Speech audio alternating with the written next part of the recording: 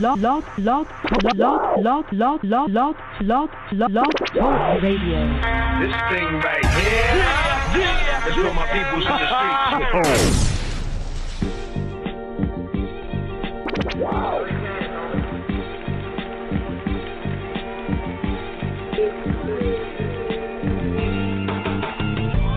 Real sports guys.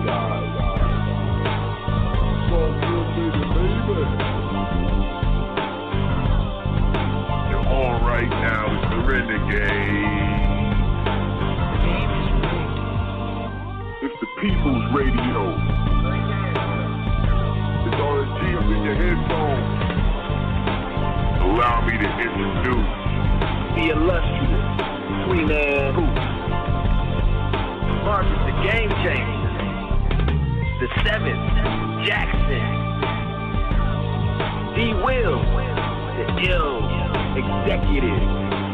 Wow. He's like Suge Knight without the anger management issues. Phil T, the sports PhD. This dude is coming at you from all angles. He's got all the bases covered. There's not a whole lot about sports this brother don't know. Can you dig it? You are now about to witness the strength of street knowledge. Wow.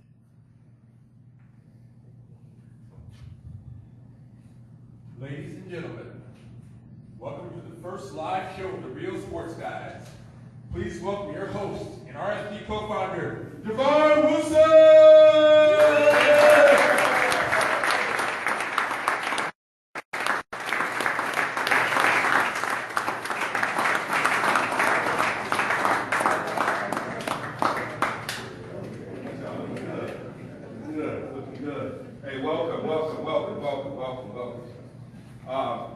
My name's Devon Wilson, and I am founder of Real Sports Guys.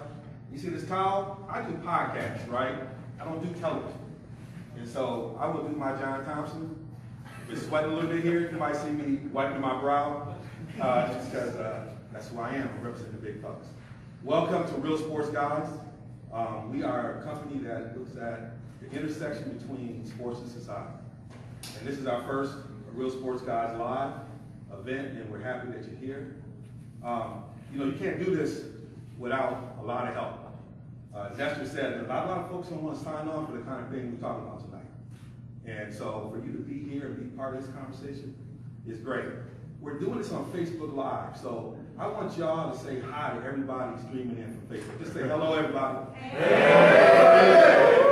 They wish you were here for this. We can't do this alone. And one of the things that I really appreciate Dr. Rodriguez and Carbon World Health is that a lot of times we're talking about individuals, but corporations and other folks have a responsibility here. This is really businesses coming together, having this conversation. It's kind of an unusual thing, right? We're hearing about corporate sponsors walking away from folks who are having conversations about activism, but here we have folks who see that as their corporate responsibility. We thought that was a very important thing to kind of share with folks, that corporations and businesses have a responsibility to this dialogue. And so that's part of this discussion tonight. So we're happy to do that. And so I thank Nestor and Russ and Ashley and the whole Carbon World Health staff for allowing us to do that in this venue. Is this a great venue? Yeah. It's a lovely place set up, and to do this in compressed time. Now you have to think about this. Prince, stand up for a second.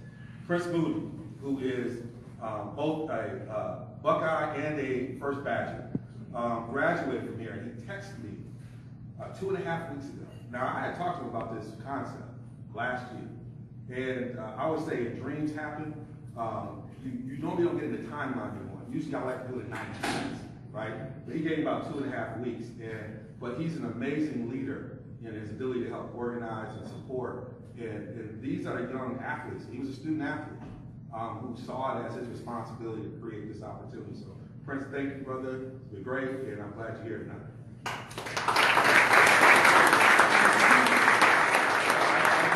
I'd like to thank our community sponsors.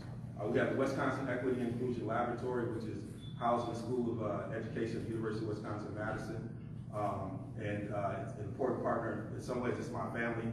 I know I have some of my Wils colleagues here, and they look at a lot of these issues in the intersection between a lot of related issues in society, particularly sports and society. So to have that as a partner is important.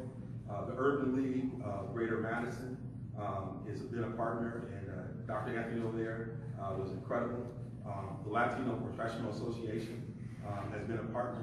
And then also Pro Square. Pro Square hosted a lunch earlier today where we looked at the intersection between business and sports, and Maurice and Chris and Brian Williams was there, and they spoke, and it was a great lunch. And Bob Wynn, who is really, we call Bob Wynn, like, if you watch boxing, Bob Wynn is like Al Haymon.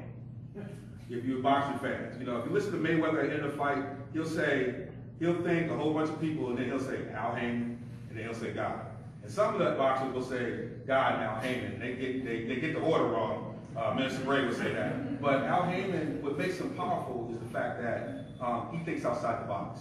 And Bob Wynn is one of those folks who often thinks outside the box and is a great partner with us. So you don't do this alone. And these solutions don't get solved alone. It takes a coalition. It takes, as I heard Dr. Rodriguez talking about, it takes us to have some uncomfortable conversations in order for us to do it. In our Real Sports Guys platform, we're often having those uncomfortable conversations. That's the only way we get to solutions. And the role that athletes play are critical. Now think about the journey we had here. Like, we're going to talk about, you know, the Neil that started a social movement. But think about Donald Sterling.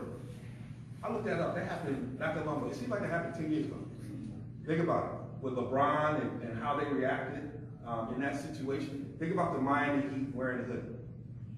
Think about how long ago that was. Think about Mizzou and players threatening not to play, ending up with President Wolf walking away and resigning. The power that athletes have to invoke and become part of the discourse. But think about the reaction when they do that. Think about what happens when they put themselves on the line and sacrifice.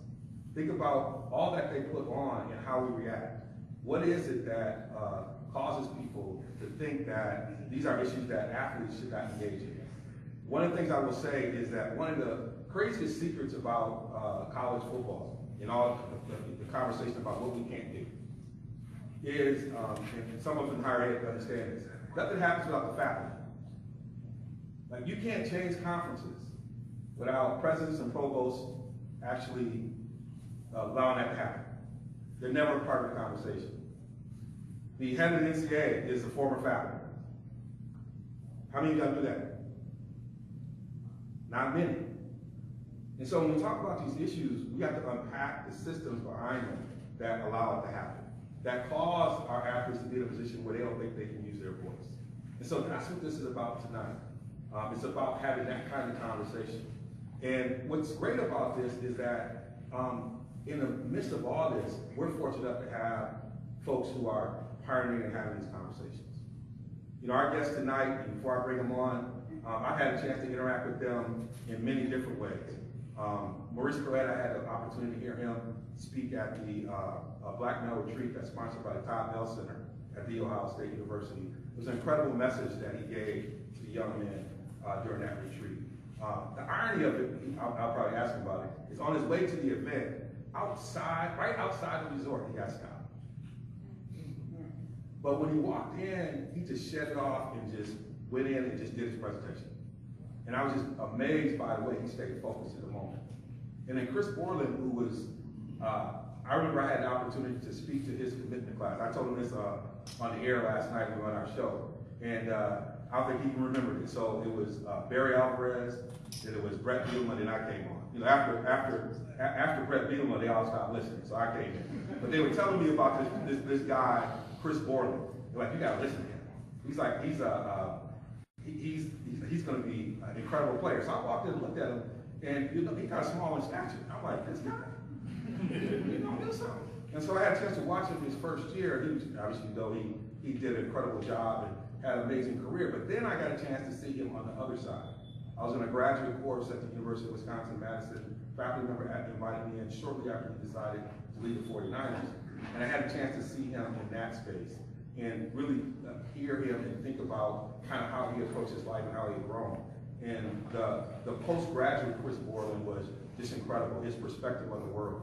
And to have them willing to have this kind of conversation says a lot about the power of our student athletes and what they can do, and what they can do in terms of making change. And so this is going to be incredible evening. The way we're going to start is going to be like a fishbowl. Y'all got to listen in. Y'all got to hang in there and kind of let them have a conversation. Don't let it breathe a little bit.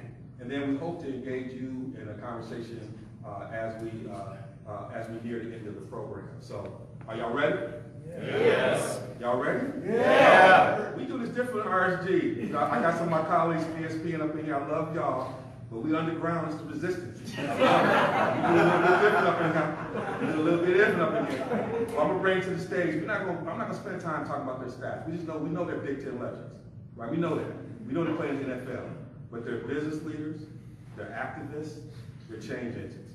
Please welcome to the stage Chris Borland and Maurice Calera.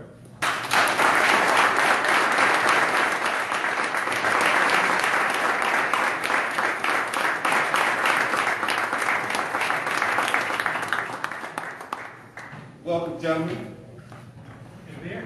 It's good to be here. Y'all look good. Hey, game changer, you in the building? I'm over here, man. Hey, I see you over there. This is my other third of a three-man booth. One of my, we talked about this. Remember I sent you the text on my way to LA and said we're gonna do this idea. You believe we'd be here, right? This is crazy. We're here, and now we're here having this important conversation with these two great young men. One of the things that look. Maurice already looking. He knows we're gonna go somewhere with it. We're gonna go somewhere with it. I told him we're gonna just let it flow. Right? We're gonna let it flow. And if you had to lunch today, they both let it flow. So they let it go a little bit. So y'all gotta be all right. Hold on to your seat. I want to start. A lot of times we have these conversations. We don't understand where you're coming from, like your context, right? Because a lot of times we just answer questions and people don't know your story. And so. Maurice, I'll start with you, and then Chris, I'll go to you. But talk about your journey here and how you got to this place in time, the things that you were kind of involved in kind of shaped you. Before we even get to this issue, I'd like to give people a sense of your journey here and then what you're doing now. Where do you want to start? Start from the beginning. Start from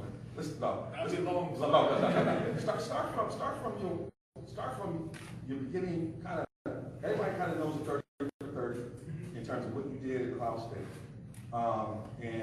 But talk about that transition and how that part of your life led you to the work you're doing now. Because you're doing some incredible work now. But you didn't get to that. You didn't get to the business person you are now without going through that journey. So talk about how that became possible. Yeah, well, essentially, as most people would know, if you don't know, I was incarcerated for 4 years. Let's start right there. And throughout my incarceration, or at the beginning of my incarceration, I realized that I didn't have a lot of education.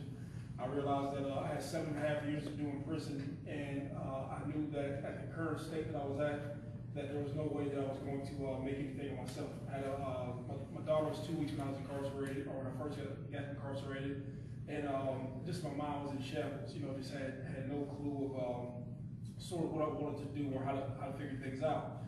And so I got blessed by a gentleman by the name of Mr. Calicante. And Calicante was the warden of the prison. And the first day in prison, he sat me down and he was like, my son's the same age as you.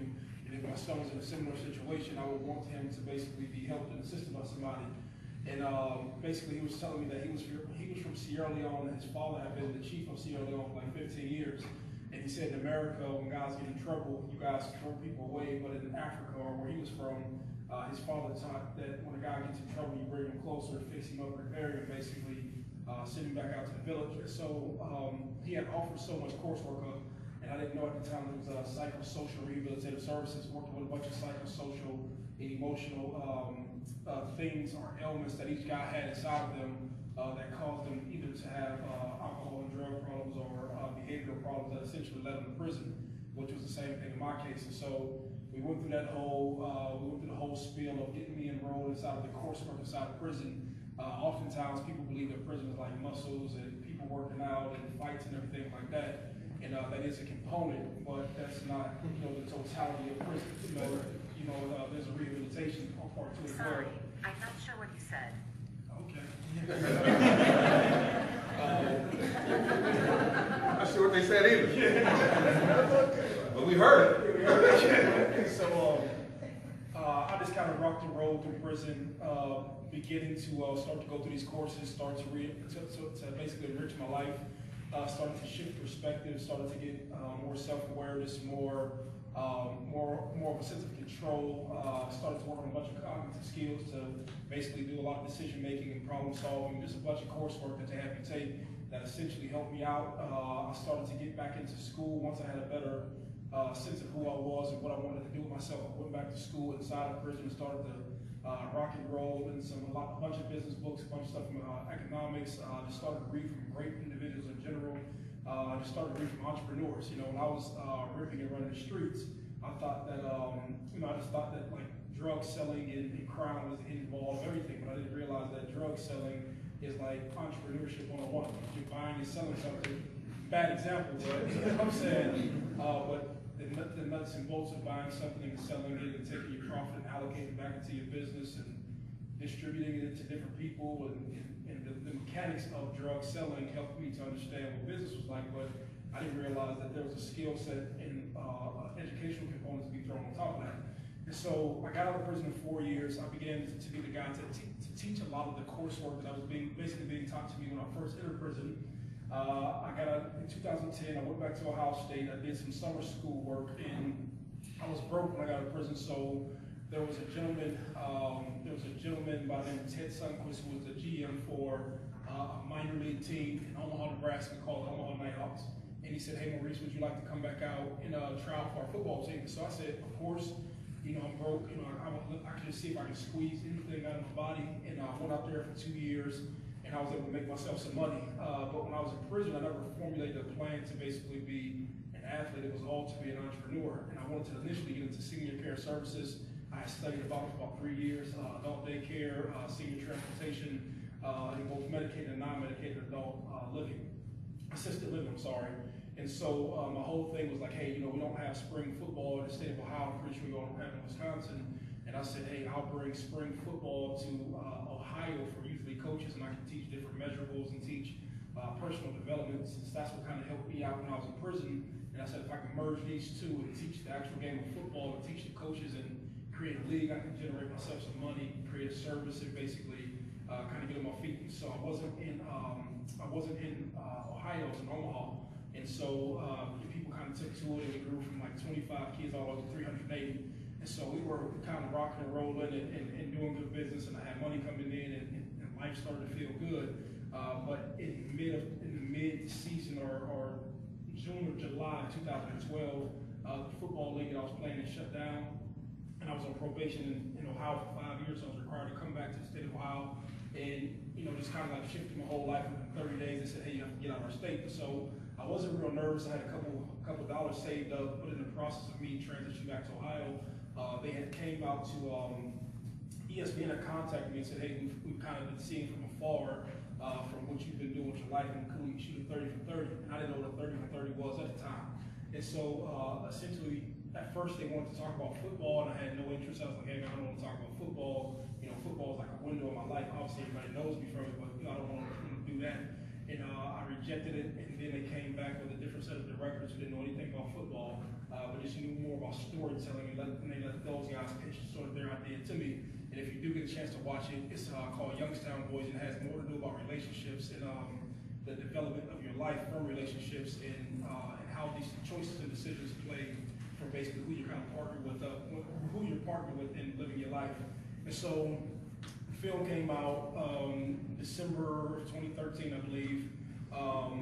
Next day I wake up, I never spoke on stage before in my life. Next day I wake up, I have 1,100 emails through Facebook and email addresses, and different people like, yo, can you come around to our university or church or whatever it happens to be and just speak? And I was like, all right, cool. And then, like, I would have did it for free, but they was like, hey, we'll pay you. And I was like, all right, cool. That's check.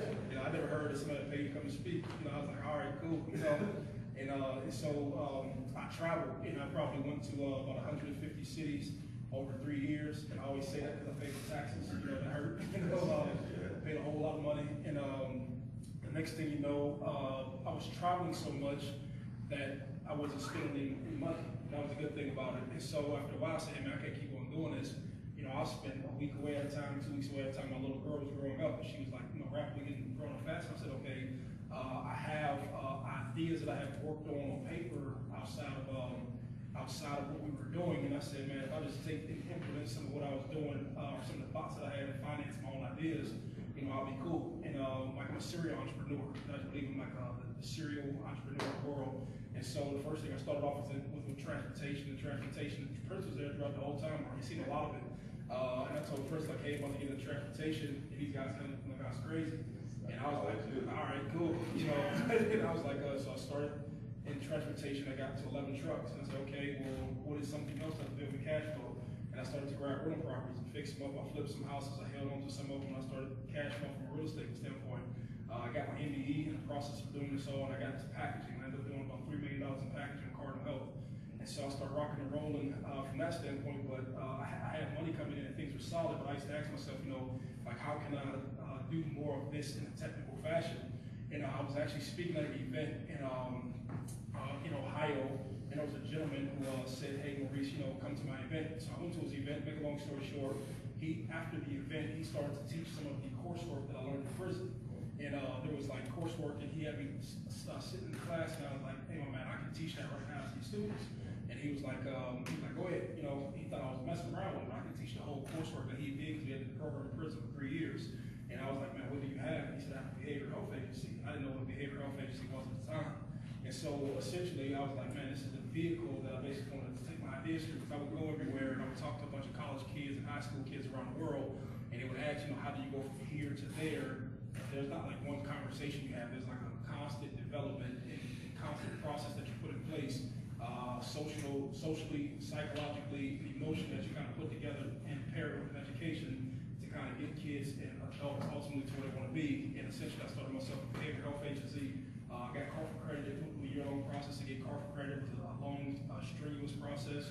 And I started hiring social workers, and I paired up with the schools, and I said, hey, these are some of the things and programs that I wish that you can have inside of some of these kids' lives. And so I took like a passion of mine and made a business out of it, and I have a bunch of fun doing it. And a lot of people around the world see me speaking, and they have no idea, probably 90% of what I told you all. But if somebody came to me and asked me what do, I say I speak for a living.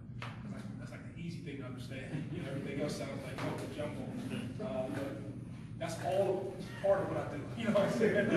And this is important because, you know, when we look at athletes, we don't understand the complex identities and the way in which people grow and all the things that can happen after. And so I'm glad you shared it because people don't get to see that nuance, how you got here and all the things. Chris, I know you got a journey as well. And so share a little bit about your journey. Yeah, I think there's some similarities to Maurice's journey and then obviously a different path at the same time. I think I was about 12 when he was doing his thing at Ohio State. And I remember. And you got an Ann Arbor guy sitting in the middle. You got Michigan and Ohio. But we don't get together. I say that not to bring up the young guys. He said that to me last night on the air. I said, oh, but Maurice was a star. I mean, I think the young people in here, I don't know who you compare him to. I saw a kid wearing a Melvin jersey. Maurice is probably bigger his freshman year at 18 years old at Ohio State than Melvin ever was at Wisconsin. And then I followed your journey a little bit thereafter. And it's been a joy to meet Maurice here at this today because I think probably when I'm a 12-year-old kid, maybe judged him a little bit, if I'm being completely honest. When you're going through those things at Ohio State. And part of that was probably one, not a Wisconsin fan, and but two, I think we're gonna get into some of these things later tonight, but there's probably racial component to it too. I mean, not having familiarity with his background, probably if I'm looking within it made me judge him a little bit. I know it's a hard thing for me to say, but I think if we looked inside, that's something that maybe we all have a little bit. But my journey was relative to what I've understood that Reese has gone through, is pretty smooth sailing. Was scholarship athlete here, played here for 5 years, was drafted in the 3rd round by the 49ers, and had a good rookie season. During my rookie year, was looking into some of the effects of a long career in the NFL. There's a lot of murmurings about brain damage from football. I wasn't completely naive to it, but I think I was willfully ignorant. And so after concussion camp, I decided to look into it a little bit further. It started out as #1 critic. I'd say, you know, when I see information, I'd say, well, that can't be me, and that's somebody else. Maybe, you know, Mike Webster was a drug abuser, or somebody else had an alcohol problem, or maybe it was a genetic predisposition to brain damage. But for me, I looked at all the statistics. I knew my history, that I had some brain injury, and my goals in the game were big, they were lofty. I wanted to be a Hall of Famer. I know that sounds ambitious, but that's the way most athletes need to be to have success. I wasn't interested in the money. I was interested in the money. Come on now. Now we're gonna keep it real over here. You know, I was interested in your money. Before you had the money. I got a letter from my high school in Wisconsin about 2 days after I signed the I know. They were interested in the money too. But it was never my passion, truly. And it's not lip service. I love playing football, and I played for a teacher's salary, honestly. So turning down the money was what a lot of people focus on. But for me, it was more about leaving the game. That was the hard part for me, but I felt it was in the best interest of my health based off the available information and my injury history. I never would have suspected 3 years ago that I'd be here today, but I'm really glad I am. My decision, I don't think, was as unique as it's been framed. There's been guys who walked away in similar instances. I think the unique part maybe was the timing. I was in line to start for the 49ers, one of the best defenses in the NFL. I was a Pro Bowl alternate as a rookie, led my team in tackles. So I think that's kind of why it caught people's eye. I had teammates at Wisconsin, Eric Vandenheuvel, who did the same exact thing, but no one does that. So I wasn't at first thrilled to be the guy who's the flag bearer, the concussion guy, and I still reluctantly wear that title. But I've come to the reality that to a certain extent, that's what I'm recognized as, and there's a way to use it in a really beneficial way. So the past 18 months since I walked away, I've been a part of projects to educate youth, to help aid former players who are struggling. And I'm even getting into some hands-on things where we're going to conduct a pilot study to introduce athletes to some things that can help them not recover from brain damage, because that's a vicious thing to say, but maybe address some things like neuroplasticity, coping techniques for symptoms when you do have a concussion history. So I'm thrilled to be part of projects like that, and looking forward to what's next. I'm not in a career per se. I'm bouncing between a few projects, but it's been really great for me. I've learned a lot. I've met so many wonderful people, including people I've interacted with today. And so it's interesting, and I kind of just use, this is corny, but I use it anyway. I get asked all the time, well, what are you doing? What do you want to do? And there's a number of things. I've been involved in a lot of great things, but I just use better as my bearing. So, you know, I've been able to interact with some top-level people, and I'm going to keep doing that. I found that it really betters me. I'll have to gain credentials and make a living, but I'm not going to stop interacting with, you know, high-level people, Jimmy Carter, Richie Davidson. I'm going to continue to do that. It's paid off immensely the past 18 months, and I can help more people by continuing to interact with those people and learning lessons from them, observing and soaking up everything I can. So that's kind of how I got here today. What's good about it, I'll stick with you. So, you know, so obviously, one of the things that brings us here is Colin Kaepernick, one of your former teammates. You decide to take a stand. A lot of people criticize. I mean, you're not there, but obviously you probably connected and kind of, what was going through your mind when you were seeing Colin go through this? What were you thinking? What were some of the issues coming up as you saw former teammates? Immediately, I was proud of him. Whether or not someone disagrees, to see him do do that, take that stand, and call for attention. That's been misconstrued. He sat quietly by himself and someone took a picture. I know Colin personally, he's a great guy. His agent's a Madisonian.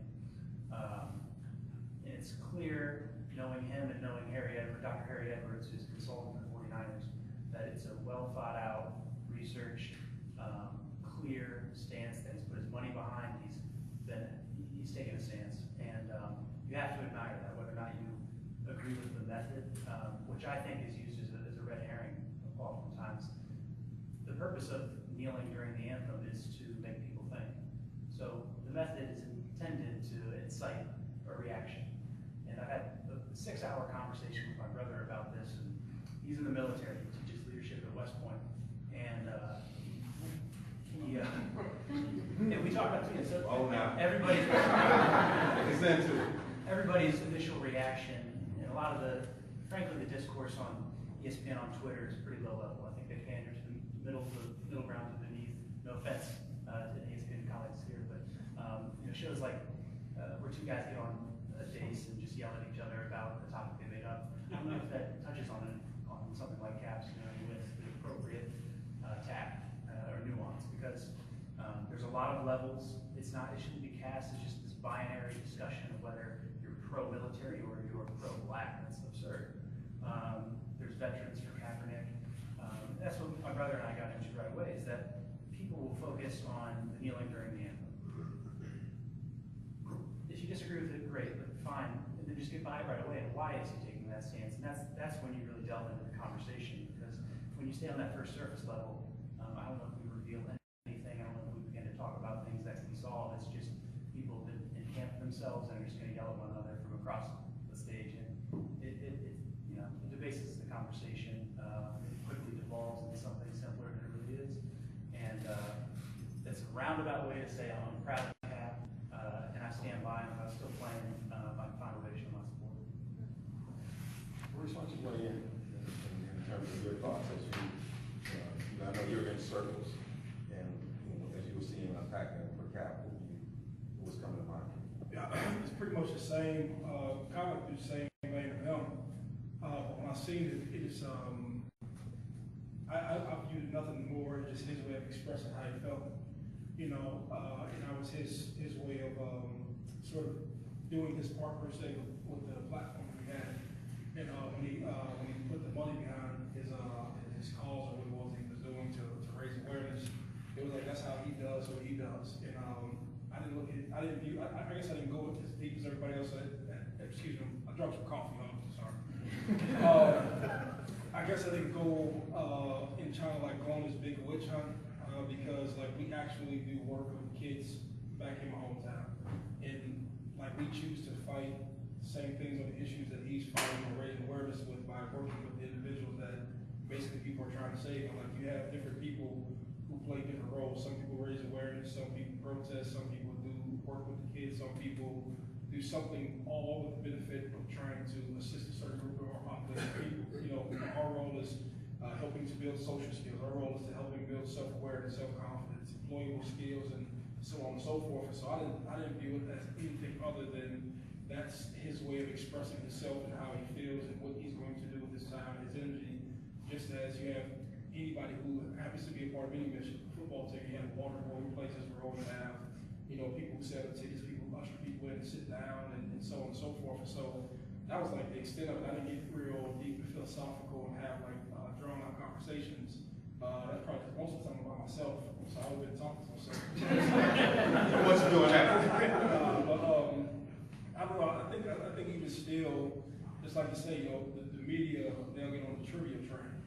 They'll just take the trivia train, and I'm like a speaker. I read a lot of books on consciousness.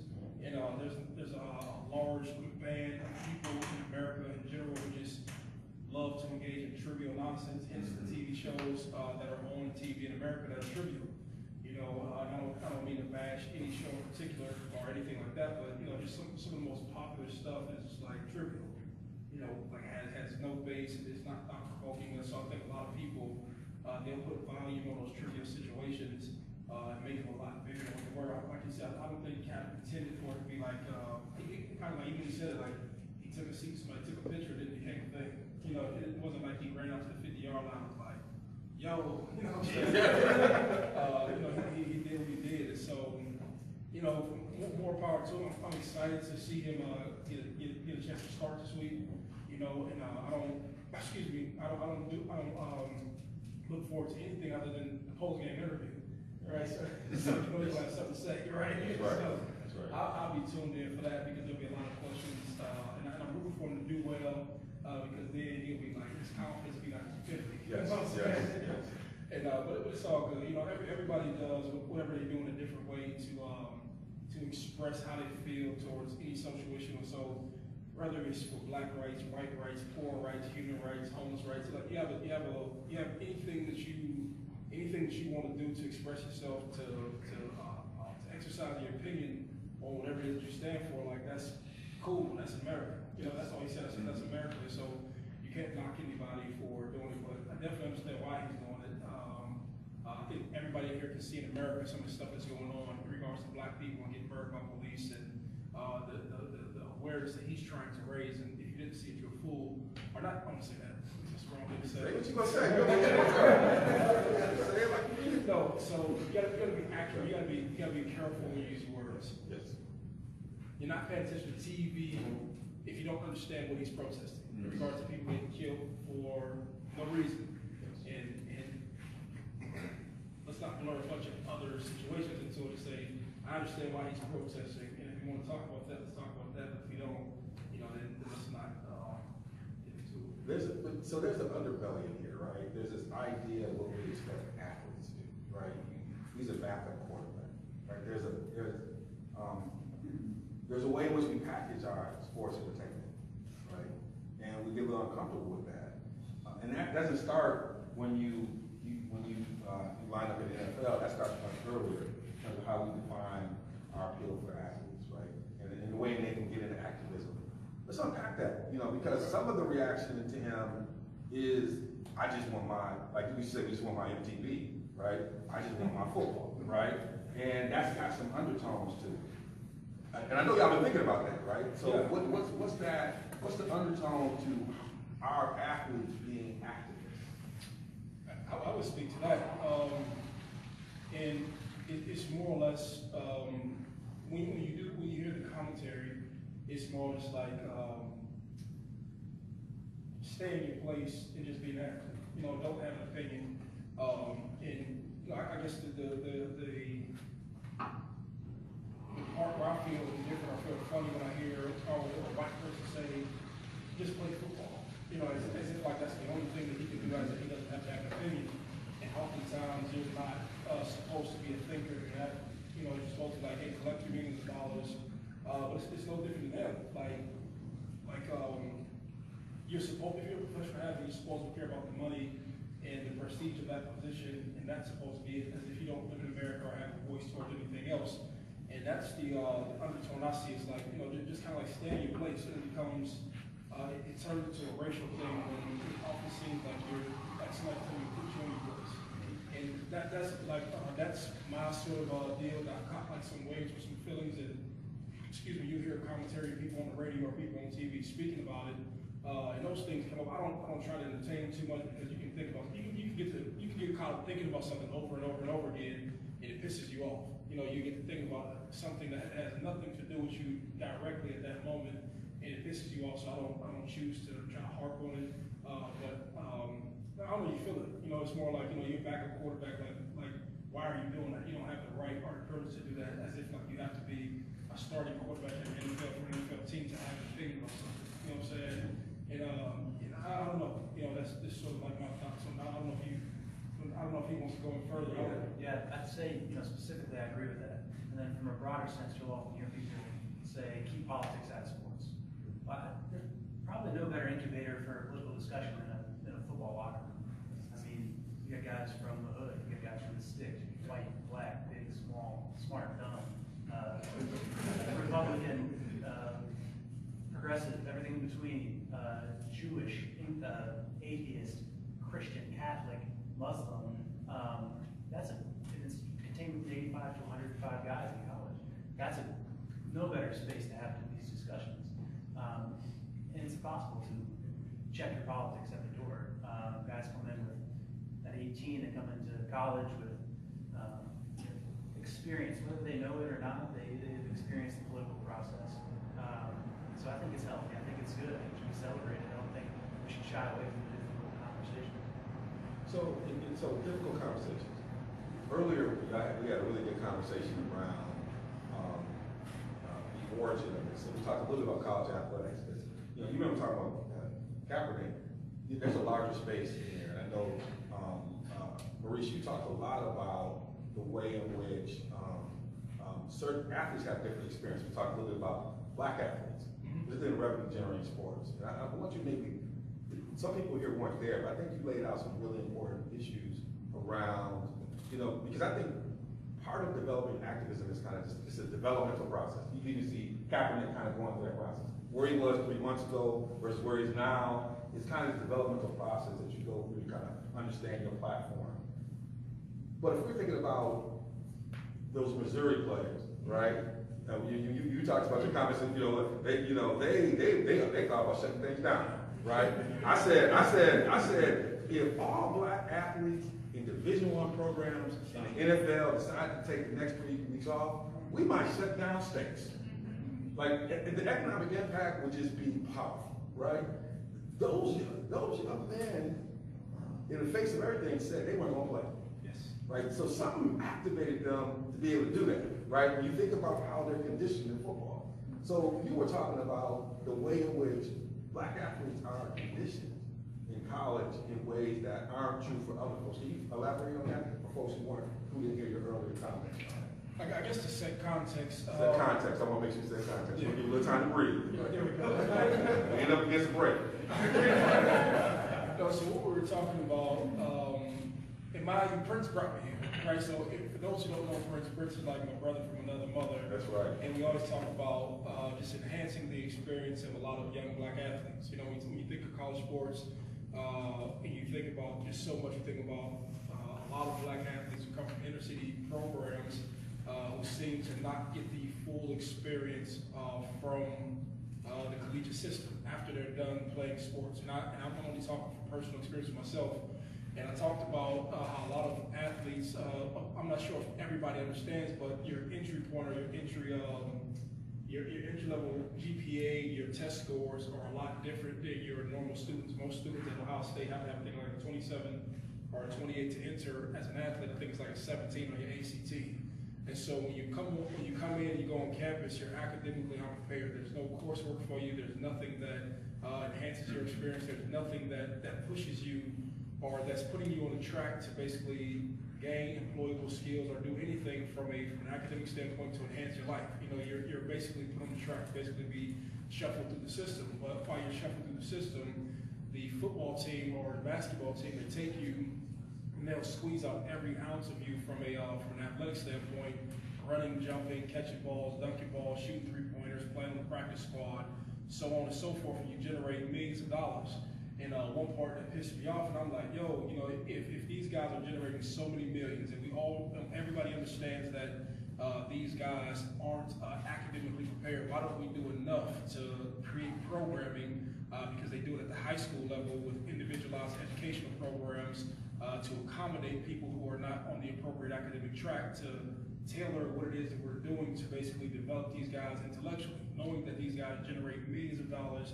They help out millions of coaches, and they help out the university to distribute Title IX, the money from Title IX for all these other sports to generate all these other scholarship programs to these other sports. Why don't we do more to help the actual athletes who do this? And when we talk about people struggling academically, we're talking about inner city black kids, and I always say, hey, they don't give a shit about them, or excuse my language, they don't care about them because these guys don't go back to their neighborhoods. I always speak to what I did down in LSU. I told Les Miles, I said, hey, would you enroll Leonard Fournette in the same? Would you enroll your kids in the same class that you enrolled Leonard Fournette in? And the answer is no, because these are some BS coursework. This is some BS coursework. Nobody would ever do anything with an African American Studies degree. Like this, I'm not going to say that because if you plan on further research, that's great for you. But you have myself in officiating golf, officiating softball, independent studies, and African American studies. And I planned on doing nothing with all the stuff, yet it's still, these are the classes that I was taking as if this was going to do something for me long term. And so I kind of lost my train of thought. You get right on. You turn your cars right on. Take a step. Because I think one of the things that people miss, like one of the arguments I always hear people, and Marcus and I, we talk about this all the time on the show, is that the first argument, you said this, Chris, like people, the first argument they'll say is they get a free education. Like that's the first argument people will say. Okay. And it's not necessarily a free education. No. It's not a free education. First of all, it's not an education. That's right. I'm surveying the audience, and I'm pretty sure that there's no one who would dare send their kid to college and pay for them to go through officiating golf, officiating softball, and women's studies. Right? Women's studies, I would. Not officiating. No, what I'm saying, nobody would. What is the problem? I do work in curriculum, and I'm trying to figure out what that is. I'm like, I've never been in that class. Oh yeah, I understand. They're there. They're on the books. Yes. So but the fact of the matter is that they only do this with black kids, and this is the stone cold truth. You have students from many universities. They'll say, okay, we're going to give these kids financial planning degrees.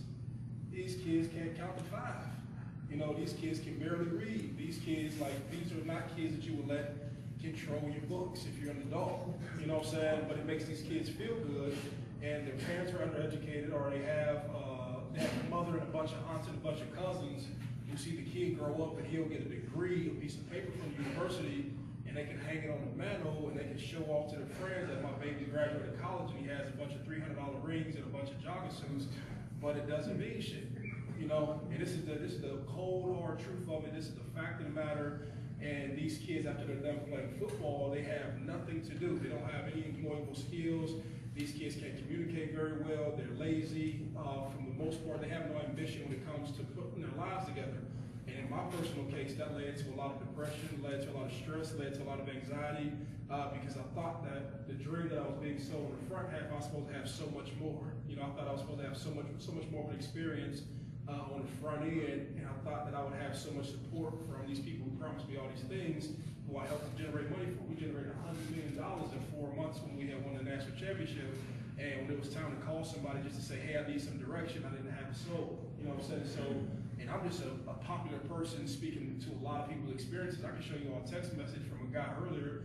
He has a national championship ring. He's played in the NFL for a couple of years, and my man's asking me for a job to drive a truck.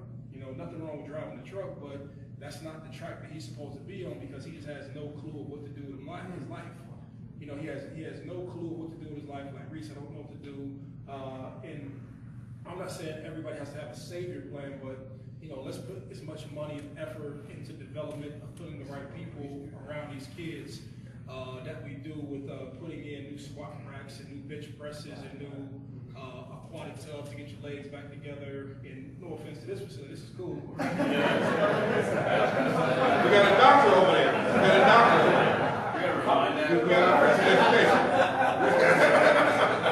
What I'm actually talking about these universities generate tens of millions of dollars, and when you go into the facilities, it's like, my man, y'all have the resources, y'all have endless amounts of resources to put the appropriate people in the programming and the curriculum into it. It's like, if I can figure out how to fit, if I can go to the city planner to figure out how to put in 5,000 more seats and fix parking and put up all this infrastructure, we're talking about for decades how to fucking teach kids who can't learn. You know what I'm saying? Excuse me with the kids, I'm pretty sure I heard before, but sorry. I'm sorry. You'll be all right. We are real, but we're trying to keep it down. We're trying to keep it real again. Not real once. We're going to real 3-4 times. It's going to be a grand opening, grand closing.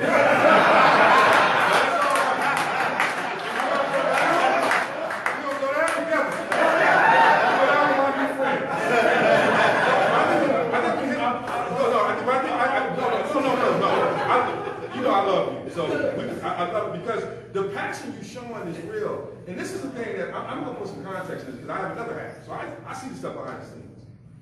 If you think he's lying, go look at the budget for most athletic programs and look at the budget for the student development and leadership budget compared to everything else in budget. Okay. So when we talk to student athletes, just follow the money. Look at the budget in all these top programs and how much they actually invest in advising, student development, career. You work in that space, I'm sorry, Prince, I'm gonna keep it real. Yeah. And so where are you putting your investments, right? And so, I mean, you are hitting on an important point. But we do have people who succeed. So part of it, I was like, Josh Dobbs. We were at a retreat down in Texas. Josh Dobbs, majoring in, starting quarterback for Tennessee, chemical engineering. What you see his parents are negotiating. So this is also part of social capital, right? The one thing about it is some of the folks who get stuff, also, if you don't have people come with social capital, so if you have somebody come in who could look at it and see it and say, oh, we're gonna play the game differently, and help to navigate, I could tell the reason why he stayed in engineering, like they didn't do the bait and switch, all you have to do is look at his parents. It wasn't gonna happen. They were not gonna let it happen. And if you don't have that kind of agency coming in, you can't make that transition. Now I think about your journey, a little bit. You didn't start playing football until ninth grade, right? And what I was fascinated about your story when I heard you talk was that you roomed with like exchange students, right? You intentionally put yourself in space. Why did you do that? Like most football players don't do that. Yeah, This is back to the point that you're talking about. This is going to make me look less intelligent. We put that on Craigslist. You kind of fell into it. Tell me that. You messed up my point. Speak to it. No, that's a great one. So I lived with another football player, and then our other two roommates. One was pre-med, and the other was a master's student in virology. He's actually working on the Zika virus right now. What's virology mean? Studying viruses. So there we go. He dissects flies for like 4 hours at a time. One, it was great. It was a great experience to have an outlet. I absolutely love football. Love being around the football guys, but it was nice to go home and talk to someone from another country, someone who's working on one of those cutting-edge things in America at a premier institution. It was just refreshing and interesting. And I think we mentioned before about being dynamic as a student athlete, or as an academic, like, I don't know what the term student athlete. It's kind of like pegs on a stool. And your 3 pegs. You do school, you got your football, social life.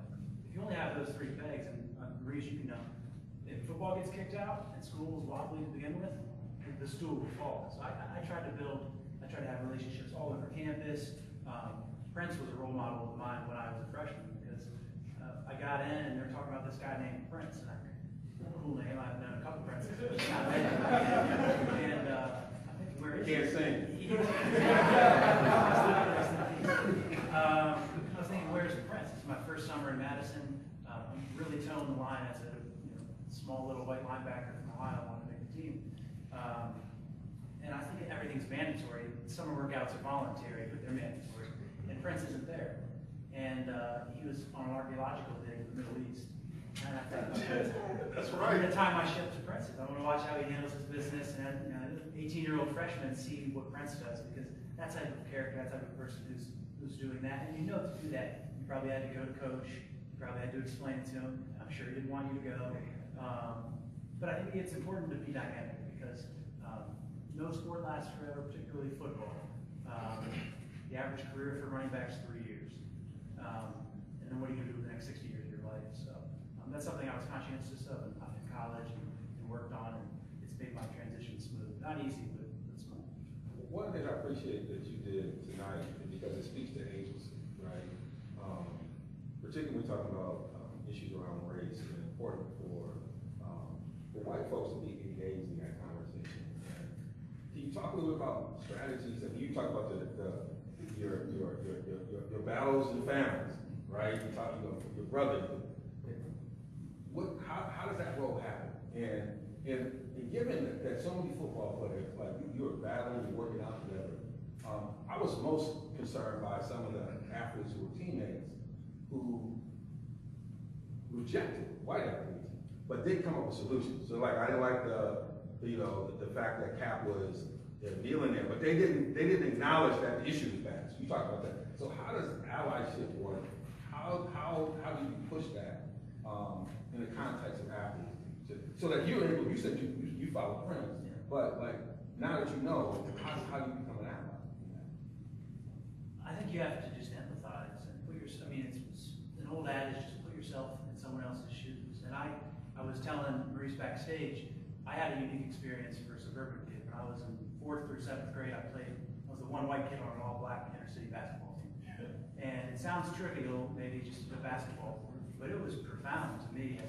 I grew up in a white neighborhood, I went to a white school, and at times, me and my mom were the only white people in the gym. In downtown Dayton, which is a rough place. It enlightened me to struggles that none of my peers at Southdale Elementary or Van Buren Middle School in Kettering, they still to this day, I'm friends with them, they don't understand it, they don't get it, it goes right over their head. Not everyone will have that experience, not everyone can afford to have that experience, but I don't think it takes a lot to envision what it might be like, just at least intellectually. You might not understand it viscerally or through experience, but just at least intellectually think of what it must be like, not just to be a different color, but maybe to be impoverished or be denied the access. And I think, you know, with guys who made insensitive comments to Cap, who were his teammates, I know the guys. One, I don't take what they say. I don't know if there's, you know, their opinions. I know the guys that said things that were wrong, and they shouldn't have a microphone in front of them. There's the guys I know. I don't think it's hard. I think you have to almost try not to empathize. You almost have to try to put on the blinders and avoid it. In the age of everyone has a phone and a video camera and a photo camera, you're starting to see it, and it's not. I don't think it's more rampant. I think it's being seen for the first time. I think it's been enlightening to people, and it takes effort to ignore so empathizing with my answer. So one of the areas that I often thought a lot about in terms of this conversation is the role that, you know, you're a business leader now, and Dr.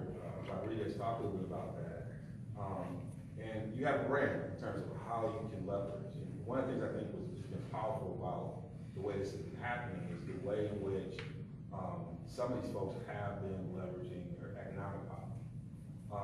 What are ways that you can see that continue? Like, what are ways that y'all think the economic side? A lot of times we talk about social justice, we don't talk about economic justice, we don't talk about any of those things. How do you see that kind of leverage playing out as a way of moving this issue? At the college level, I think athletes have an immense amount of power at this moment. We mentioned Missouri. A friend of mine teaches at Georgetown and writes for Vice Sports. And if you've seen, there's some student athletes that are covering the Nike sign on their shoes. Yeah, so things like that. Taylor Branch, who's a Pulitzer Prize-winning writer, a historian, has written about college athletics, having lived with the plantation. And that's strong language, but if you look at the market value, and there's research available, there's data that Drexel University has produced the numbers. The median Division I football player is worth $126,000 a year, and that's median, so that includes Eastern Michigan. That's not Ohio State, Texas, Wisconsin. So when you think about a guy who plays for 4 years, that's $1 million. If he's at the high, the bigger programs, at the very least, it's $500,000. And you get a watered down education, and injuries that you incur, you don't have coverage for later in life. And I think it's strong language. It may not sit right with everybody, but I think Taylor Branch is right. I think athletes, to combat that, I think they're starting to realize it. We've seen it. The NLRB just ruled on Northwestern's case that it was unlawful for them to prohibit their employees, they categorize them as employees in a private institution, from doing certain activities. They couldn't ban them from social media use, etc. And the chips are falling. I mean, the amateurism is just explanation, essentially circular logic, that it's amateurism because it's amateurism. So every time it is faced with a legitimate right, there's a concession. The most recent one was probably unlimited food. When I went to Wisconsin, we got a little ticket to have the meals, and you got 3 a week, which is great. That's something in this discussion that doesn't get talked about. And Jay Billis does a great job. If you guys follow Jay Billis, but it being a great experience and it being exploitative are not mutually exclusive. I loved being a Badger, and I think Corey Clement and Vince Beagle would say the same thing. They're also exploited because they're worth more money than they get, and these university NCAA institutions have collaborated. It's a monopoly, and they do have antitrust exemption, and they've colluded to fix the price of a scholarship. I mean, I don't know what more you could say. I've said as much as that on the air, right, Mark? So I want to hit this point, because I know you said I don't like talking about student athletes, and I think this is, this element of this growth in activism, right, and the ability to influence systems start with how we shape that idea of a student athlete. And I know you talked a lot about just the reality of it, but the idea that these are actually employees, right? These are folks who, a lot of the pushback was around workman's comp, right? That was the space in which folks pushed back on it, and that was used as a way of really kind of controlling athletes' ability to kind of flow, or if they got hurt, to be able to get compensated for it. Where do you see some opportunities to do it? Because I think this plays a role in the athlete's ability to be free and think freely and to do some of the things. How do you see, what kind of solutions do you see that could happen in that space? And Chris, before you answer, sorry. So you guys will, I know I keep hearing that they're trying to enter. You guys will have an opportunity to ask questions, so keep them there, and you can bring them back or refer back to their time. I hear my yellow right there, Don. I hear him yellow. Somebody about to have a heart attack, you emergency medicine. But I want to attack that because that's a systematic way in which we kind of squelch the opportunity for activists. Yeah, I think it's tough because you're in school for 4 to 5 years or less. You're 17, 18 years old when you start. It's a transient population. In some cases, the coaches, administration, are father figures, and in all cases, really, it wins. So it's difficult. I think solidarity on behalf of former players. Ramogi Huma has done tremendous work with this. Kane Coulter, they've both taken a lot of heat, and they benefit nothing from it. They do it at great personal expense. They went to UCLA and Northwestern, respectively. They could be making a hell of a lot more money than they do advocating for current college athletes, yet they do it. And I think that's a beautiful thing. It's reared its head. It's in good ways. The decision this past week, getting food, which just sounds like, feeding the cattle. We have to give food. It sounds like, but as if that was contentious beforehand, that we could eat. What's crazy about that? These are things that regular students get. It's funny when they talk about the cost of attendance. Anybody hires kids? I got our former vice president here who mentored me. He knows about this. We already do cost of attendance for everybody else. So all the argument about cost of attendance is going to affect athletes, and we already do it. Anybody else who's in the financial aid space, we do cost of attendance for every student already. So we play like we're giving athletes something. We're not giving them anything that other students weren't already getting. In fact, financial aid should kick in. Athletics doesn't have to kick in. So I'm glad you made that point. What we're going to do is open it up. I heard some people back there clamoring, want to raise their hand for some questions. We got pride and pump. And the reason why I want to spend time having them talk, because a lot of times we're in a space where they don't get a chance to kind of get their point out. They don't get a chance to really kind of talk about these things, and it's usually I'm glad that both of you are willing to share, but we're going to open it up for folks in the audience to kind of engage us. Y'all folks on Facebook Live, y'all just have to wait. We don't have the technology up yet. I talked to my colleagues at ESPN to figure out how we can do this. But the folks in the audience, we'd love to be able to engage them. I have my man, Marcus Flowers.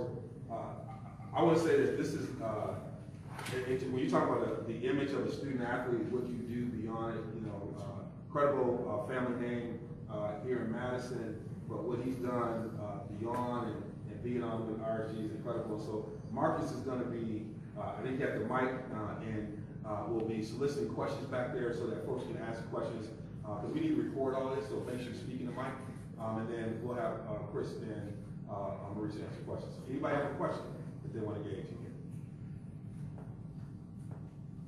There you go. we start with Bob Wynn back here. Al Heyman. Well, number one, I want to thank Maurice and Chris and Devon and the people at the Carmel Health Center for participating in what has been a collaborative day, starting out with the luncheon that we had at the Pro Square luncheon earlier.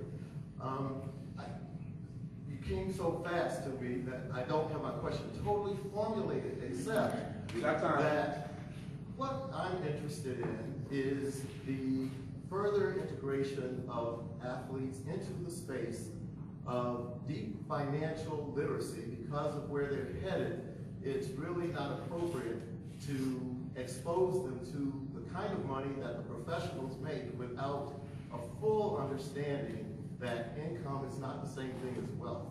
The second is to understand that that income is there as a tool for wealth creation.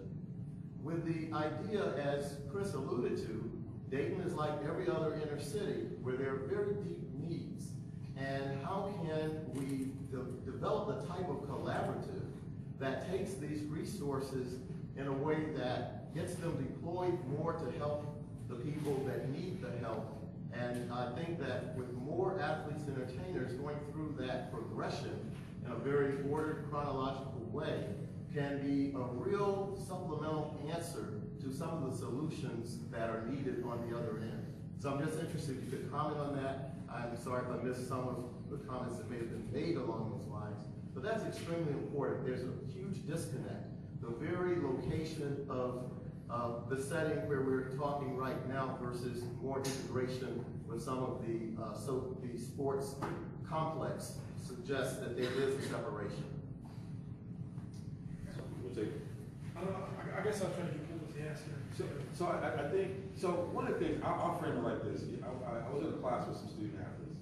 I said, Google NBA players from Detroit City. And if you look at the list of folks in Detroit proper who went to the NBA and what they made, why is it, with the economic capacity they have, why does we only have one Jalen Rose Academy? Why do you have a city that's in bankruptcy? The economic power that that group has. If you ever have a chance, just Google Detroit, NBA. How do we build the capacity of folks to understand wealth and economics and use that as part of their strategy? Like, how do we do that with our student athletes? Because that's part of being able to leverage, in a way that I think you're doing as a business leader. Yeah, I'm just doing, me personally, I can only speak from a personal experience. I'm doing it with my own personal experience, but not. You had to learn it on your own, right? Yeah. So should that be part of how can that be infused? I mean, how do we have so much compliance around this, right, with athletes that they can't go to certain things? How do we do that? My thing is, I just believe in entrepreneurship, in only from a sense of like having more control over your life, over your income, and things of that nature, and being interested in reading from people who have built great lives. And I may unconsciously follow certain paths, may mimic other people who have been creating wealth or who have done very well for themselves. But I'm not. I couldn't say I sat here and strategically said, "Hey, I'm doing these things because I'm doing more stuff because it feels right, it feels real to myself, and going back to my neighborhood, it feels real to myself. It feels interesting. It feels fun. Hiring who I hire feels real and feels fun. Teaching what I teach to who I teach it to feels real and feels fun and feels like I'm alive. It feels like in line with who I'm supposed to be. So I don't know. I guess like my short answer is just to be able to introduce entrepreneurship to athletes. And the mechanics of it. I really don't believe. I think I was talking to Prince and said, America. No, I think I've been talking to Chris and Prince, and I was talking about America just pumps you out to plug into a system. And no one ever thinks about owning what it is that they're involved in. They think about working for somebody who owns it. And I just say, I think that's just like for me at least, that's just like a different way of looking at things. I just think about how can I own something and employ people to help me to further it and create a management structure to help me accelerate what it is that I'm involved in. And I just try to pump that ideology. But that wasn't birthed from anything other than personal experience. Like I got cut from football. And I said, man, I don't want to get cut from anything else in my life again. So how do I put myself in a position to own my future. And that's where that came from. And so I guess getting around you, I can help you get, like Bob, after we talked on the phone, you know, you're a lot smarter than I am, you know, and if I can redirect some of my energies to be more intelligent in what I'm doing and to strategize a little bit more and influence a little bit more, you know, because I've never formally been taught or mentored. You know, I can't say I have one mentor who helps me, but you know, a lot of stuff that you've been talking about, or an idea of what you're talking about, understanding how to exercise that, even for me, is complex. And I'll be telling you, I got real business and real things. That's like a complex thing, and just understanding how to strategically do it so you can duplicate it.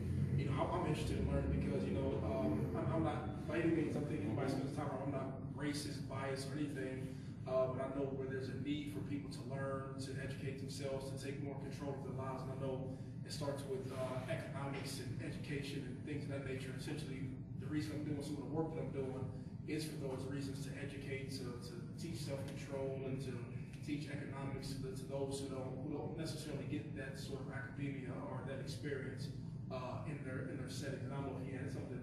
He speaks very well. I cuss a lot, you know. It all works. It all works. I'll get your message across. Yeah, I was sitting here listening to Chris. I was like, I feel like there's one thing I respect, right? He's sitting here talking, and for him to be as thoughtful about serious issues, I'm like, man, you know, he's young, but he's thoughtful about it, which means that how many other guys who are white have the same opinion, that have like deep intellectual thought about some things that take place that may not be fair, or just the whole student athlete experience, you know what I'm saying? And it wasn't like he was just trying to answer off the cuff and just say a bunch of BS, you know what I'm saying? He had like deep thought about it, and I was like, okay, I respect this dude a little bit more, you know what I'm saying? And then he's using words that's going over my head, and I was like, man, you know, he set the bar kind of high. He's been hanging out with Nigel. That's what you look at. LSAT. As we go to Chris, I know Dr. Charleston, you're in the audience, so we get the mic over to him. I know you do some, I got you here. I know you do some curriculum work over here. So as Chris is answering, I would like to go to Charleston a little bit about maybe some strategies, right? Based on what we're saying out here. So we're going to Charleston, we're going to Chris and then to Charleston. So raise your hand. Yeah, Bob, as far as I understand it, using ways to educate college athletes about finances and economic literacy, is that strategies for that? Well, personal story, when I was with the Niners, one of the biggest donors to our athletic department, Steve Bennett, who was the CEO of a couple of software companies in Silicon Valley, reached out to me and asked if I wanted to go to the Wisconsin-Cal game. I said yes. And Steve and I had a few conversations and kept in touch. It was a tremendous resource. He gave excellent advice. Saturday, some of the most intelligent financial people in the stadium will be on the sidelines. Kenny Victor and Todd Deutsch, who started NetJets. It's a global company. You probably see it on golfers' hats every Sunday. A real estate mogul, and Ted Kellner, whose name's on the side of the coaches' offices at Camp Randall. Those minds, that expertise, they have access because they contribute to the athletic department, but they don't get to interact with student athletes on a financial level, on a professional level, because of compliance.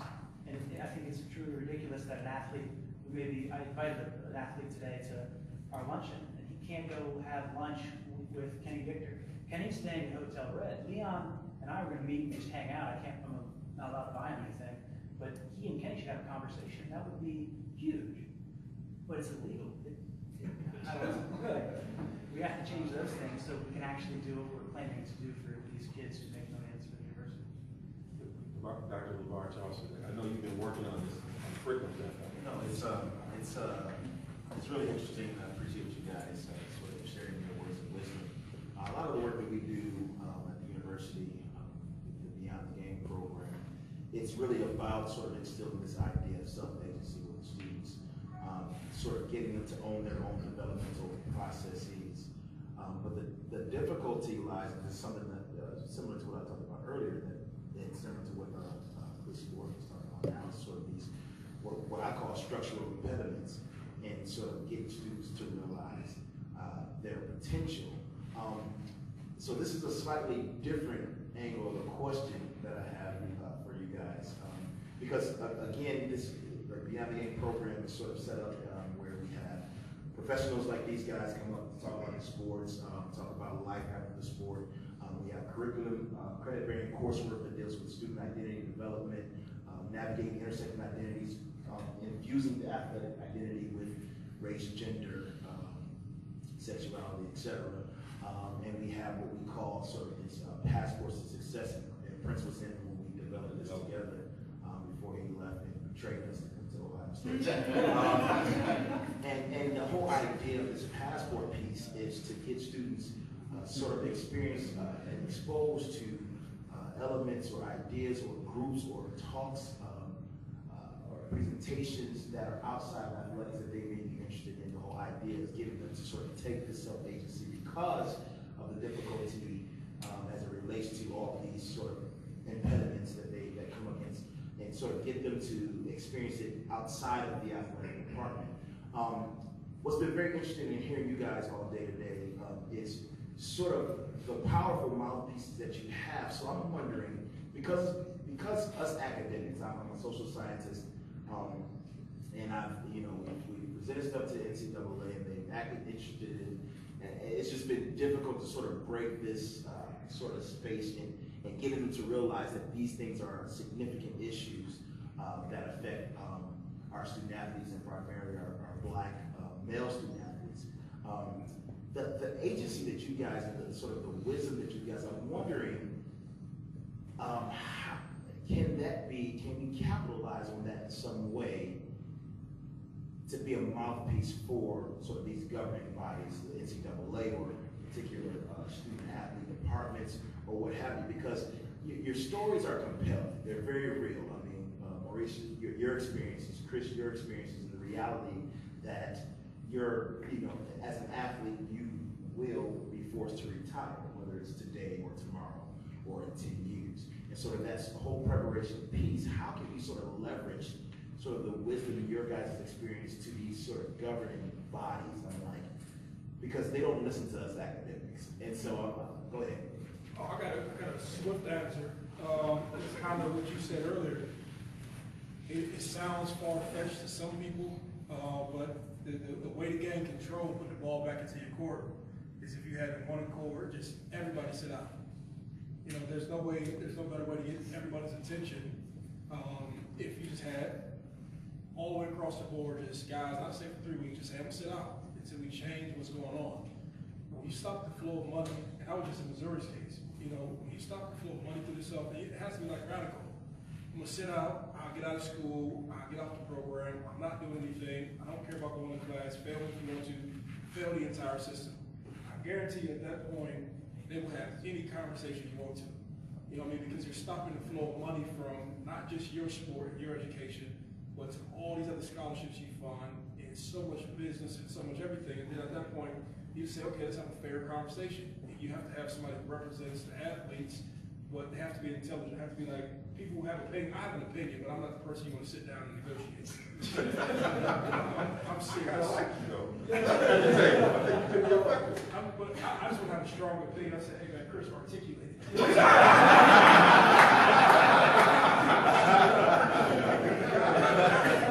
I see clear. Yes. So that's how you really got to work though. You got to know your role. Sometimes I get pissed off sometimes. You know what I'm saying? And before I did say that, Chris, Prince came to win down at Ohio State. Just for that. Today we on the same team. Now for more, we on the same team at Ohio State. We on the same team. Okay, yeah, in all seriousness, man, I was serious when I said that. I was very, very, very, very serious because I said it in a few different places. You have administrators who know what's wrong, you have coaches who know what's wrong, everybody knows it's wrong, and we can get together and we can stop and have a discussion about everything else, you know what I'm saying? But the message, the time and space that you can feed the message to student athletes all across the board is relatively easy with social media. You know what I'm saying? If you can just mobilize a movement, where you tell these guys just to quit, and these are the things that we want to discuss before we move forward. And if they can intellectually understand that and process it and say, hey, these things might change in my life, And it's not like you say you're babying him, like he said. I think he said it best. Like, these things don't have to be mutually exclusive, right? Like, guys that come from my era of football, like, oh, these guys have it so easy. Like, that's life though.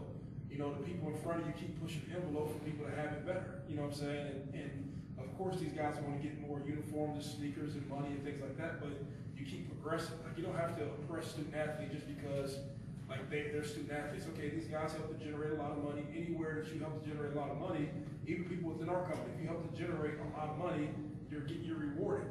Everybody, if Urban Meyer goes out and wins the championship, he generates more money for the state at the university, he gets a bonus. So when it comes to student athletes, we all of a sudden get like stupid. But all those discussions you're having, or like all those things that you're having that you want to have a discussion about, stop doing it. Like, stop paying your bills at home and see what happens. Somebody's gonna come and say, stop, look, how much you're doing, but you gotta pay these bills before we move forward. Like, man, it's money. Like, America, whether you like it or not, we have a presidential candidate because of money. You know what I'm saying? I'm not pro Hillary or pro Trump. I don't care who wins, to be honest with you, right? I just don't think it affects me, right? It's my personal opinion, right? But money matters in America. You know what I'm saying? Money matters in collegiate sports. And until you stop the money, or until you stop that process and impede that, we're gonna have 1,000 more of these conversations. You know what I'm saying? And you just have a bunch of disjointed things and people just trying to help small sections of people. Like, just how we said, like, Ohio State and Wisconsin's on the same page. Like, you need to have a lot, like, you need to be LSU, needs to be Alabama, needs to be all these other people who are in big time college sports all on the same page, a bunch of alumni groups. And if we can get together and party, you know what I'm saying? If we had a party at Floyd Mayweather, like, you had 1,000 Jetsons going into Las Vegas to see a fight, you know what I'm saying? But when you talk about something that is as serious as these guys' development in their lives, I'm pretty sure if you had somebody to bring around the movement, I'm not that person, I'm not advertising myself, I tell you that. But if you had somebody like those two smart guys from UCLA and those guys, and if you got enough attention around that, I would like to believe you could start something. You know what I mean? Just to stop it and say, hey, let's have an intelligent discussion, but more than anything, have a solution in place. Just don't get on the table and say, oh, these are the problems. If you got legitimate solutions to negotiate, I think, it'd be, we call Bob up, right? We call Bob back there, he'd be the negotiator. I think the part that you're hitting, and you just said it, we talked about this, and I said it before, the biggest kind of window dressing about this is faculty have the power. We can just say it the way we want to say it, is that you can't move from the Pac-12 to the SEC without some approval from faculty.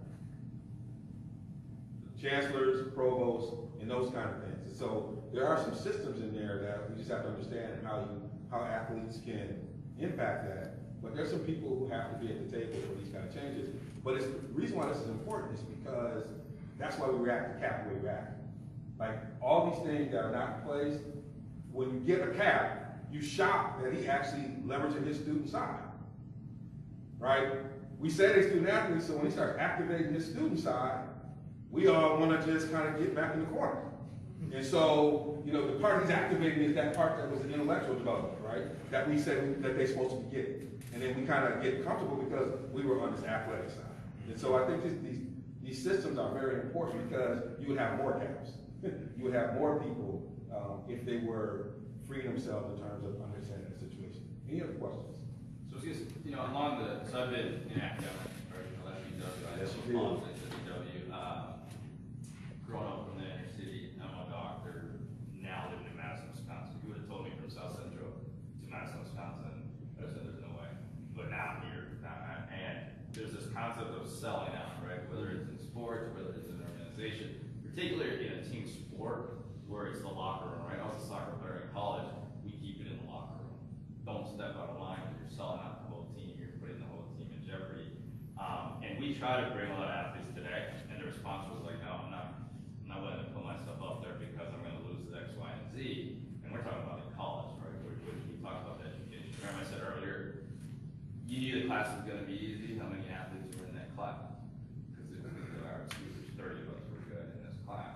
What do you tell, and particularly a high school student that is coming up the ranks before they get into the college hoopla? Because once you get into college hoopla, that's a big thing if you're not educated to turn away all the negativity, like all the fun part of it. What do you tell somebody that wants wants to step out, or AK sell out, what people call it. Because that's what they've been telling me, you sold out.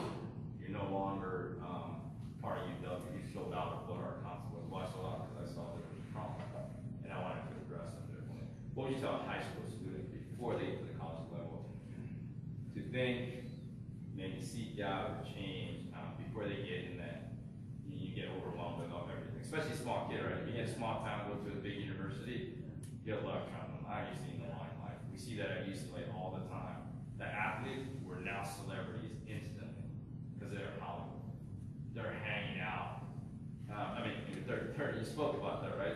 It matters, it's different. You're hanging out, all right, you're hanging out with Russ, cool. But it's not, you're hanging out with Snoop Dogg, you're not having a Kanye West, but you becoming some celebrities. What would you tell the high school kid? What's your advice? And I always tell you guys one advice, but one succinct advice to the kid, you're like, sweet, I got it.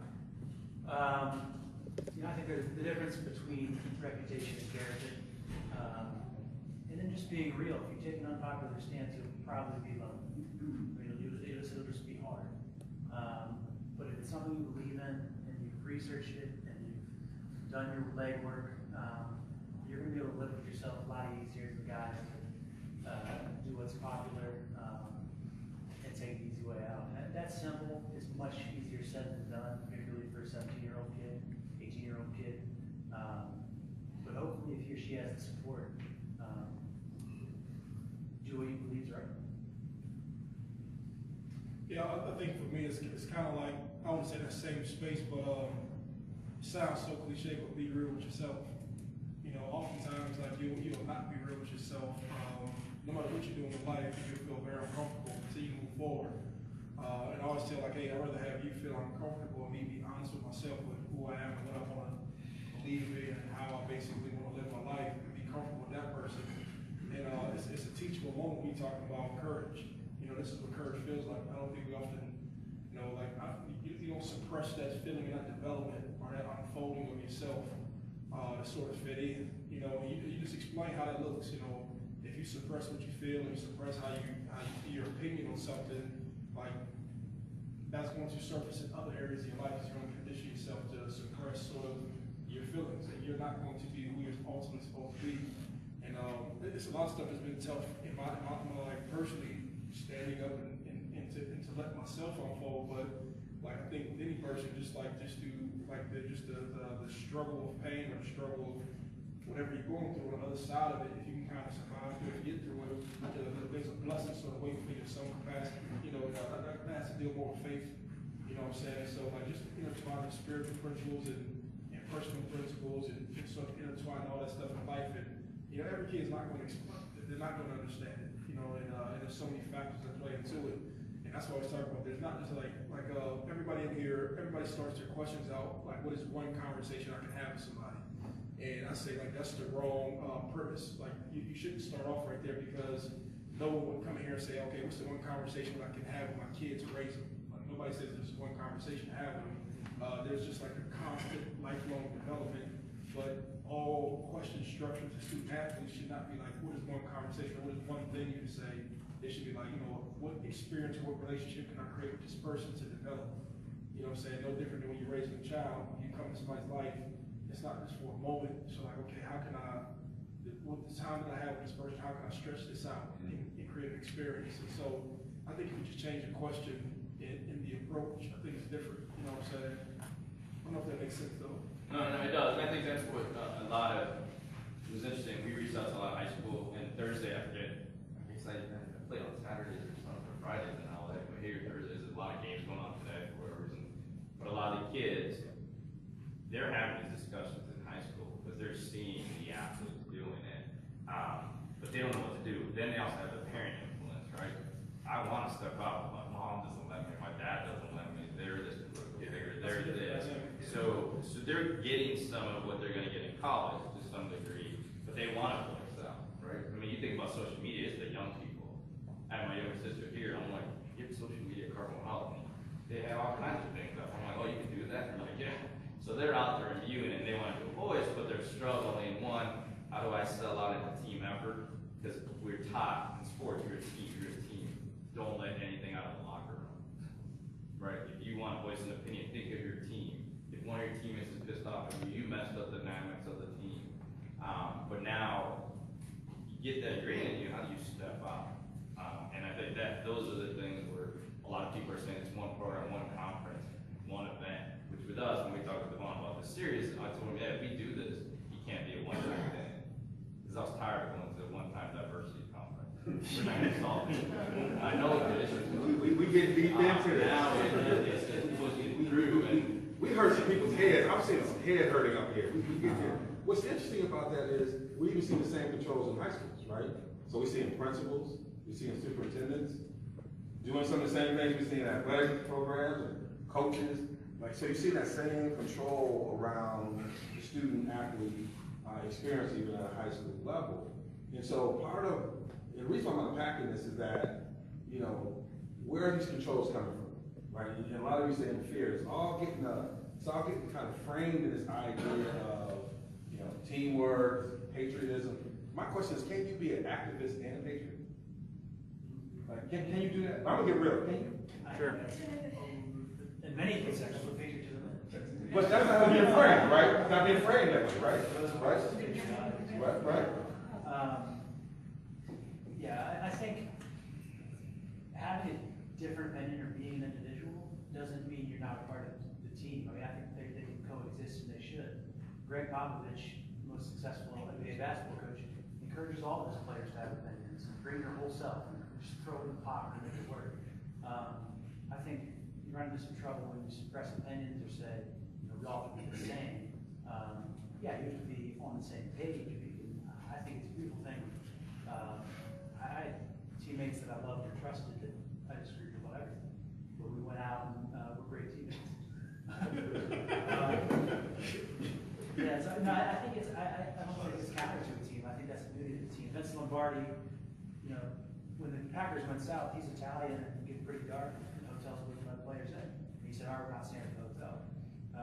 He had a player on the team that was gay in the 60s, and he said, no one's to pick on him. All different types come together and make a team, and that's the beauty of sports. I mean, that's the beauty of the locker room. You don't have to be, you know, the same person. You have to be individuals that come together to be a team. Well, we're gonna wrap this up. Doc, did we accomplish our goal? We did. Okay, I just want to make sure. Folks, did we accomplish our goal? Yeah. Yes, sir. Facebook, did we accomplish our goal? Oh, y'all can't get a response. They probably got all kinds of stuff. I don't even want to see it later on. You know, but Bonnie, now I know how you feel, baby. This is why we do this. And as Doc said, you know, this is not the good thing about doing it on your own. You can do it as often as you want to. You know, you don't have to worry about if we decide to do it, we can do it. And we understand that this is going to be a block by block process. And student athletes, as you heard Dr. Edwards say, that they have an incredible brand and influence. When I watched that video, I was blown away by the fact when he asked how many folks in the room, the kids, wanted to be the president. There's only 3 raised their hand. When we talk about LeBron and Steph Curry, I mean, as athletes, there's something there that influences. So how do you use that for the purpose of change? And the fact that we have these 2 men on the stage and have you here having this conversation is making this all real. But it doesn't stop with this room, right? Whatever you do when you walk out of here matters. And for the folks here at Real Sports Guys, you know, this is something that we're going to be engaging in for a long time. We hope that you are part of this journey with us. We're going to talk about why Jay Cutler shouldn't be the quarterback. We will have this conversation. And y'all Bears fans a little bit too crazy. But Game Changer got a lot to say about that. But if you are encouraged by what we do, we invite you to follow us on iTunes, Real Sports Guys, and be part of this. But also, I want you to, they don't have to be here. Both of them are doing some incredible work, and I'm happy of it. I'm happy to be a part of this conversation. And so I want y'all, as we end the show, to give them a warm applause. I